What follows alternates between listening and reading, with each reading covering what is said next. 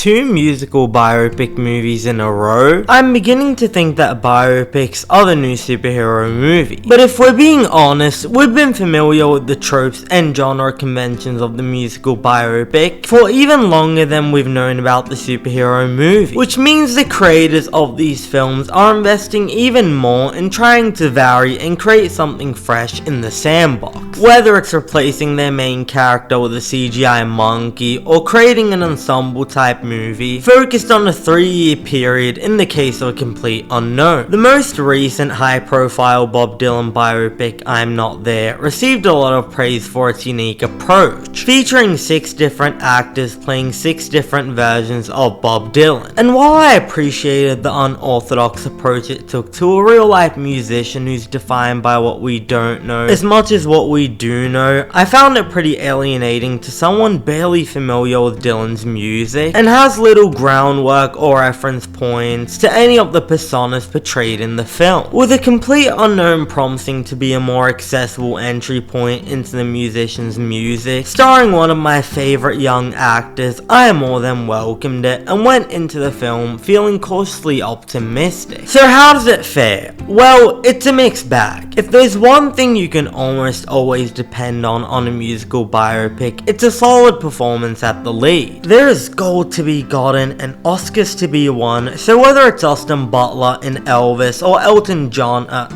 Taron Egerton in Rocket Man, they almost always bring the goods. I don't care if you thought it was an awards bait performance, I thought Bradley Cooper did a fabulous job in Maestro. Sure, he was essentially begging for an Oscar, but you can't say he didn't beg well, or else you're lying. Chalamet undoubtedly bears a physical resemblance to Bob Dylan and does a solid job creating a portrait of an enigmatic, younger version of the folk singer. Though he keeps us at arm's length from the subject matter, there are still moments where he makes him feel like a 3-dimensional human being. Sure, he may not wear his heart on his sleeve, but you can still see it tucked away somewhere, and that counts for a lot. With that being said, it's far from one of Chalamet's best performances. It's lacking the vulnerability of his Elio, the whimsy of his Wonka, or the hypnotic spell he cast on us in Dune. In all honesty, the fact he's getting awards recognition for this movie once again proves the notion that musical biopic performances are catnip for voters. And that is quite the accusation to make from someone like me who finds these performances to be a guilty pleasure. I mean, hell, I was even fascinated by Rami Malek's performance as Freddie Mercury. Chalamet's performance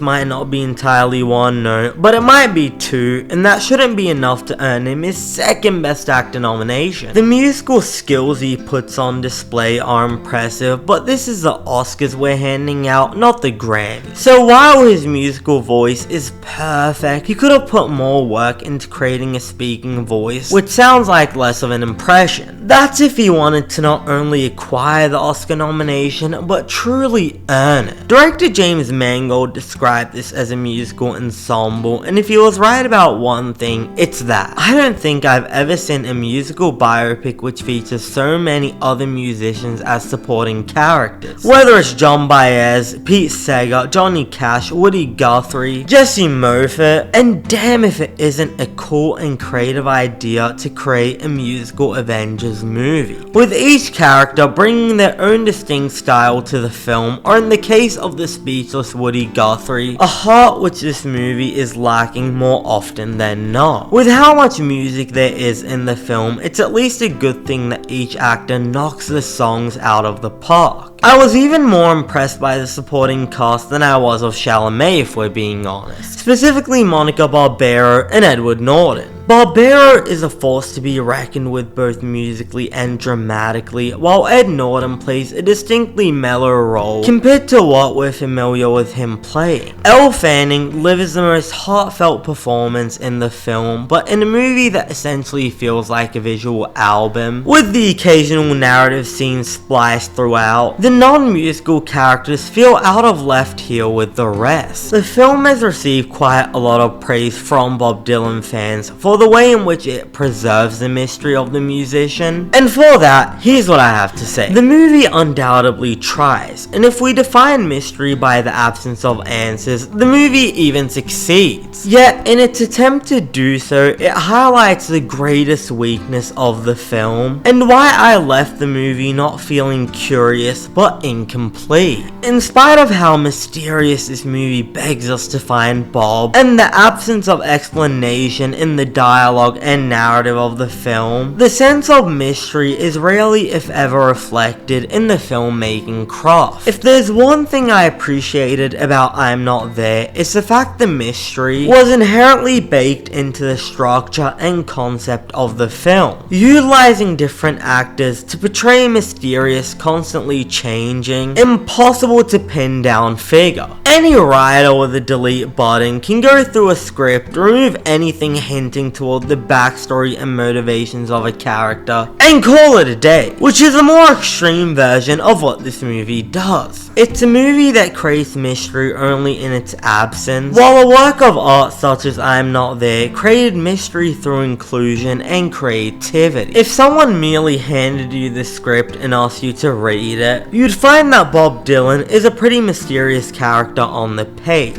But in how Mangold frames, shoots, and directs his subject, he fails to make him feel like a mysterious character, and to transform that mystery into curiosity in the same way that the previous Bob Dylan biopic accomplished. You'll leave this movie feeling like you didn't gain any more understanding of Bob Dylan than you already had, while also guessing that there's nothing interesting beneath the surface. I often say that runtime is relative, so while 2 hours and 20 minutes won't be too long for any film, it's quite long for this one. So while I enjoyed the music in the first half and the general feeling of venturing into the folk scene alongside a young Dylan, my interest in the movie slowly peppered out until it entirely disappeared. And the climatic performance of Like a Rolling Stone, from which this movie derives its title, feels rushed and incomplete. So is it fair to say that A Complete Unknown had potential, ranging from its quality musical sections and its unique approach to the biopic genre? Yes. Did James Mangold utilize a filmmaking language effectively enough to make it work? Unfortunately not.